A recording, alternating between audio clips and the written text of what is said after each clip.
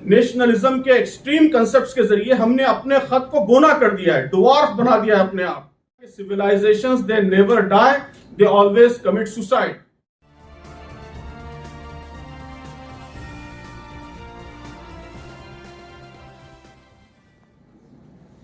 بسم اللہ الرحمن الرحیم. نحمد و نصلی علی رسولہ الکریم.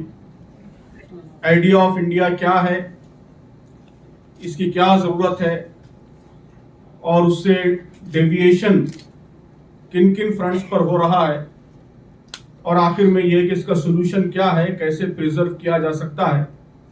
میں سمجھتا ہوں کہ اس ٹاپک کے ان سارے پہلوؤں پر بہت ہی قیمتی باتیں ہمارے ان سارے تجربہ کار دانشوروں کی جانب سے آئی ہیں. تو آئیڈیا آف انڈیا کی اہمیت یہ ہے کہ اسی نے بھارت کو یونائٹڈ رکھا ہے, متحد رکھا ہے. اسی سے بھارت کا وجود ہے. ہمارا ملک یہ یورپ کے ملکوں کی طرح یونی کلچرل, یونی لنگوسٹک کوئی ملک نہیں ہے. جو لوگ یورپ کے نیشنلزم کو یہاں امپورٹ کرنا چاہتے ہیں, انٹیگرل نیشنلزم, ایتھنو نیشنلزم یا کلچرل نیشنلزم, جسے یہاں امپورٹ کرنے کی کوشش کرتے ہیں, وہ بھارت کی بہت ہی بیسک ریالٹی کو نہیں سمجھتے. یورپ کے ممالک وہ ایک لینگویج بولنے والے, ایک کلچر کو ماننے والے ممالک ہیں. فرانس ہے تو وہاں اب ٹھیک ہے, وہاں بھی ملٹی کلچرل سوسائٹیز بن رہی ہیں, لیکن جب یہ کنسپٹ یہاں پہ امپورٹ کیے گئے تو وہ صرف ایک ہی لینگویج, فرنچ لینگویج بولنے والوں کا ملک تھا, فرنچ کلچر کو ماننے والوں کا ملک تھا.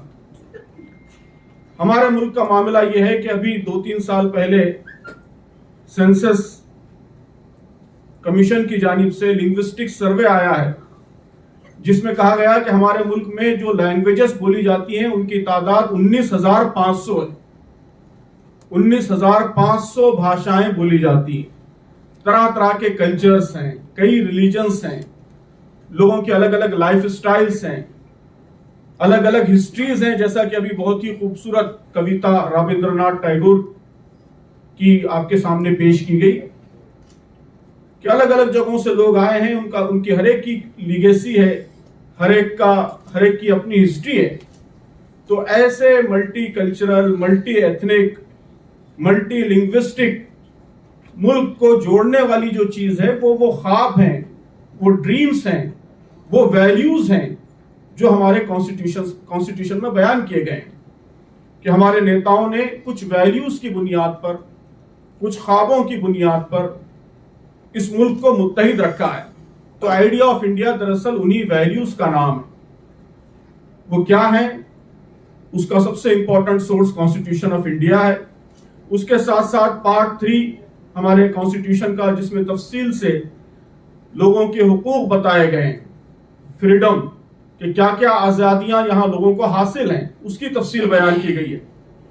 اس کے ساتھ ساتھ عام طور پر بہت کم ڈسکس ہوتا ہے, میں سمجھتا ہوں کہ اس کی بھی بڑی اہمیت ہے, وہ پارٹ 4 ہے, جس میں ڈائریکٹیو پرنسپلز بتائے گئے ہیں. آرٹیکل 36 سے آرٹیکل 51.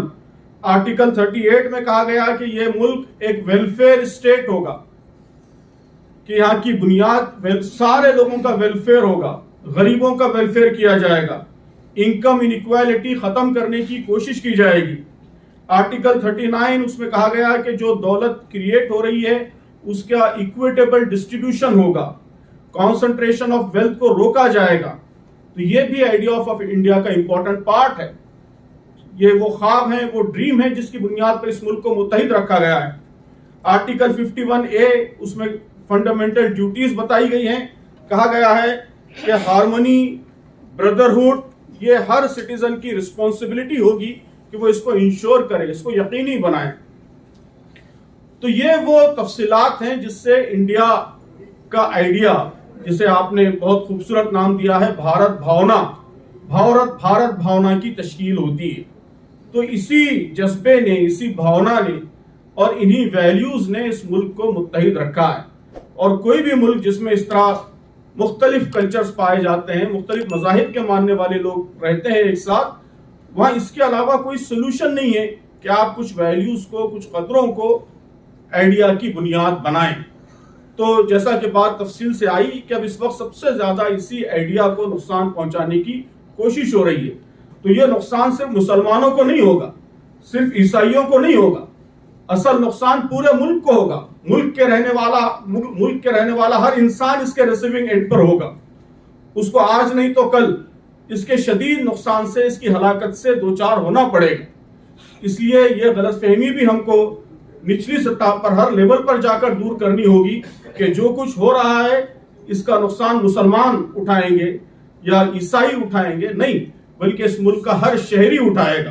بھارت کا وجود اس کا نقصان اٹھائے گا. بھارت کا ایگزسٹنس از ایٹ اسٹیک, کہ جب تک اس آئیڈیا کو آپ پریزرو نہیں کریں گے اس وقت تک آپ بھارت کے وجود کو, بھارت کے ایگزسٹنس کو باقی نہیں رکھ سکیں. تو یہ جو چیلنج ہے, اس چیلنج کو ہمیں نچلی سطح تک جا کر گہرائی سے سمجھانا ہوگا. پروفیسر ٹوائن بی کا میں اکثر حوالہ دیتا ہوں. انہوں نے کہا تھا کہ civilizations they never die, they always commit suicide. کہ کبھی کوئی civilization اس کو وہ مرتا نہیں ہے, نہ اس کو کوئی بیرونی طاقت ختم کرتی ہے, بلکہ civilizations ہمیشہ خودکشی کرتے ہیں. اور civilizational suicide کی جو علامت ہوتی ہے وہ یہ ہوتی ہے کہ لوگ آپس میں ایک دوسرے سے لڑنے لگتے ہیں. انتشار اور ڈس انٹیگریشن اور آپسی نفرت, ہیٹریٹ, یہ اگر کسی سماج میں پھیلنا شروع ہو جاتی ہے تو یہ سویلائزیشنل سوسائٹ کی علامت ہوتی ہے. یہ اس بات کی علامت ہوتی ہے کہ civilization is at the stake of society. Toynbee نے نیشنلزم, اس زمانے میں جو یورپ میں ایکسٹریم نیشنلزم کی فضا تھی, اس پر شدید تنقید کرتے ہوئے یہ بات کہی تھی کہ یہ ڈوارفنگ آف یورپ ہے. بہت ہی خوبصورت اصطلاح انہوں نے استعمال کی تھی کہ ایک ایسے زمانے میں جبکہ یورپ کو ساری دنیا کی لیڈرشپ کا موقع حاصل تھا, نیشنلزم کے ایکسٹریم کنسپٹس کے ذریعے ہم نے اپنے خط کو بونا کر دیا ہے, ڈوارف بنا دیا ہے, اپنے آپ کو چھوٹا کر دیا ہے. تو ٹھیک یہی عمل اس وقت ہندوستان میں ہو رہا ہے. آئیڈیا آف انڈیا کا یہ جو چیلنج ہے یہ ڈوارفنگ آف انڈیا ہے, کہ ایک ایسے موقع پر جبکہ بھارت کو ایک غیر معمولی اپورچونٹیز حاصل تھیں, مواقع حاصل تھے, یہاں دستور کے ان سارے ڈائریکٹیو پرنسپلز کو امپلیمنٹ کرنے کا موقع حاصل تھا کہ ہمارے پاس اب اتنی دولت آنے لگی تھی کہ ہم یہاں خوشحالی پیدا کر سکتے تھے, ہم یہاں انیکوالٹی ختم کر سکتے تھے, ہم یہاں سے پاورٹی ختم کر سکتے تھے, ہم یہاں سائنس میں, ٹیکنالوجی میں, ایجوکیشن میں آگے بڑھ سکتے تھے, دنیا کو لیڈ کر سکتے تھے, راستہ دکھا سکتے تھے. ایسے زمانے میں ان ایکسٹریم آئیڈیاز نے یہ ڈوارفنگ آف انڈیا کا عمل شروع کر دیا ہے, انڈیا کو چھوٹا کرنے کا عمل شروع کر دیا ہے.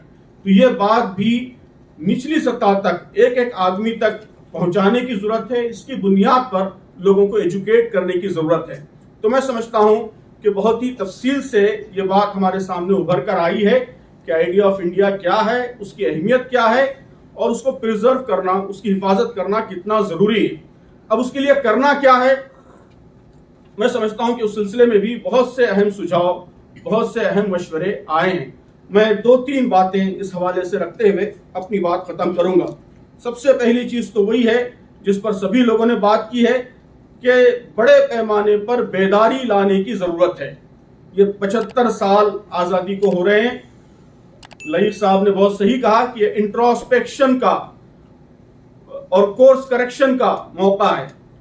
تو اس کا طریقہ یہی ہے کہ جس جذبے سے آزادی کی جنگ لڑی گئی تھی اسی جذبے سے آزادی کی ایک دوسری لڑائی شروع کی جائے, اور گاؤں گاؤں, گلی گلی, محلہ محلہ پہنچ کر لوگوں کو بتایا جائے کہ کتنا بڑا چیلنج ہے, اور جو لوگ نفرت پھیلا رہے ہیں, سماج کو بانٹ رہے ہیں, وہ سماج کا, پورے ملک کا کتنا بڑا نقصان کر رہے ہیں.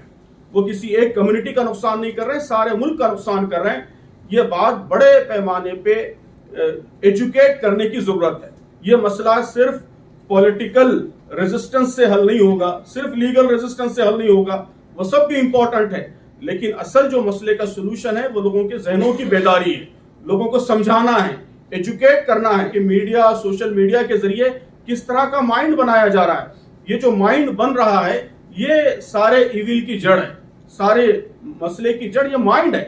تو جب تک وہ مائنڈ آپ نہیں بدلیں گے, وہ سوچ نہیں بدلیں گے, اور لوگوں کو حقیقت کا ادراک نہیں کرائیں گے, اس وقت تک یہ مسئلہ حل ہونے والا نہیں. تو اس لیے ایک بڑی موومنٹ کی, اسی لیول کی موومنٹ جو آزادی کے وقت چلائی گئی تھی, اسی لیول کی موومنٹ کی آج ضرورت ہے. تاکہ یہاں دوبارہ امن و امان کا، جسٹس کا ماحول فراہم کیا جائے، اور جو ہمارا کانسٹیٹیوشن جن ویلیوز کی طرف رہنمائی کرتا ہے ان ویلیوز کو ریوائیو کیا جائے. یہ پہلی چیز ہے. دوسری چیز یہ کہ اس کام کے لیے یونٹی کی ضرورت ہے. جتنے لوگ اس آئیڈیا آف انڈیا کو پریزرو کرنا چاہتے ہیں انہیں اپنی وچاردھاراؤں سے، اپنی آئیڈیالوجیز سے، اپنے پولیٹیکل ایفیلیشن سے، ان سب سے اوپر اٹھ کر متحد ہونا ہوگا اور ایک کامن اسٹرگل کا پارٹ بننا ہوگا، جز بننا ہوگا. یہ اسٹرگل ہر لیول پر کرنے کی ضرورت ہے. تو انٹیلیکچوئلز میں یہ موومنٹ چلے، ریلیجیس لیڈرز میں چلے. جماعت نے، ہم لوگوں نے اس کے لیے کوششیں کی ہیں، دھارمک جن مورچہ وغیرہ کے ذریعے کوششیں ہو رہی ہیں. ضرورت اس بات کی ہے کہ کوششیں ہر لیول پر ہوں، اور اسی طرح اسٹوڈنٹس میں، یوتھ میں، لیڈیز میں، ہر لیول پر یہ تحریک آگے بڑھے اور ایک یونائٹڈ اسٹرگل ہو. اس کی ہم سب کو کوشش کرنی ہوگی، اور اس کے لیے ظاہر ہے کہ وقت بہت کم ہے. جتنا آپ ٹائم ویسٹ کر رہے ہیں، جتنا ٹائم ہم ویسٹ کریں گے اور جتنی غفلت کا شکار رہیں گے، اتنا گویا ریوائیول اور کورس کریکشن یہ مشکل سے مشکل تر ہوتا جائے گا. اس لیے بہت تیزی سے اس کام کو آگے بڑھانے کی ضرورت ہے. تو میں سمجھتا ہوں کہ 75 سال آزادی کی جو سالگرہ سارے ملک میں منائی جا رہی ہے، تو اس کو منانے کا صحیح طریقہ یہی ہے کہ اس کو کورس کریکشن کا اور انٹروسپیکشن کا ذریعہ بنایا جائے. ذریعہ ہی نہیں بلکہ کورس کریکشن اور انٹروسپیکشن کی ایک اسٹرانگ موومنٹ میں کنورٹ کیا جائے. انشاءاللہ اس کے لیے ہم جماعت اسلامی ہند کی طرف سے ہر قسم کے تعاون کے لیے اور ہر قسم کے ایکٹیویزم کے لیے ہمیشہ انشاءاللہ تیار رہیں گے. اور میں امید کرتا ہوں کہ ہمارے بزرگوں کی رہنمائی بھی ہم کو حاصل رہے گی اور آپ سب کا بھی تعاون اس کام میں انشاءاللہ حاصل رہے گا. بہت بہت شکریہ.